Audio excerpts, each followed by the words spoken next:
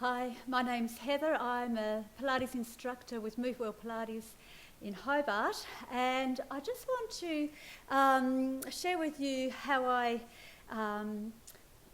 instruct and demonstrate clams, which is great for working the external rotators of your hip and looking at improving pelvic stability. So we lie on our side. Our knees are bent, and I use a mat. I like to use a mat because I can use the back edge to help me find my alignment. So I tend to put my feet on the back end of the mat, my bottom on the back edge of the mat, and then I tend to slide my hand down that back edge, and straight away it gets me in a nice alignment with my ears, shoulders, hips, and my feet in that nice alignment.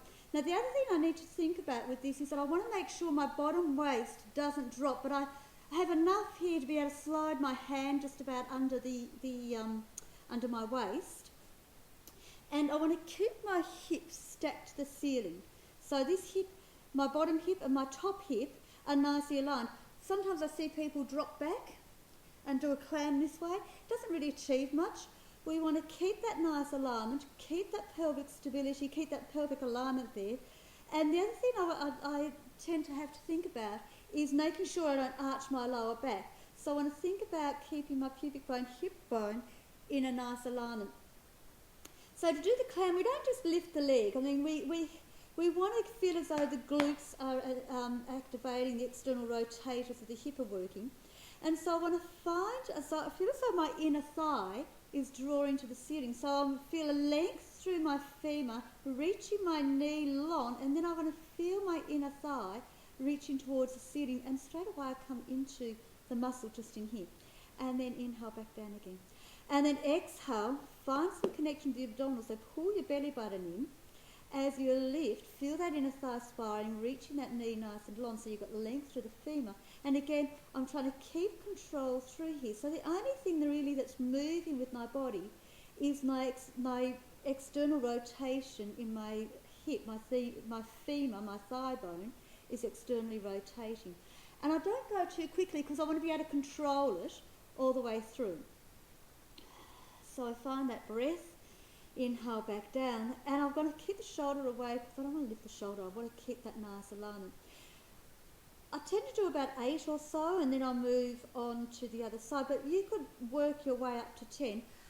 We'll move on to the other side. That's about 8. And then again, we'll line ourselves up. Feet, hips, and then slide your hand down the back of the mat here as you find your little mouse house, we call it, the little hole in your waist here. Find your hip alignment, ribbon hip at the front connected, and we'll exhale, lengthen that knee, feel that inner thigh spiraling, so we get this muscle in here working, and inhale down. And exhale, lift. So again, it's 8 or so. You could work up to 10 to 20. In a session, when I teach Pilates in a mat session or in a studio session, one-on-one session with clients, I would only tend to do 8 because we move on to a lot of other things with our hips. But this is great for getting that stabilisation happening as we work through to more advanced exercises. It's a great warm-up as well. So I hope that helps you in finding some external rotation, some stabilisation through your hips and your glutes. Thanks for watching. Bye.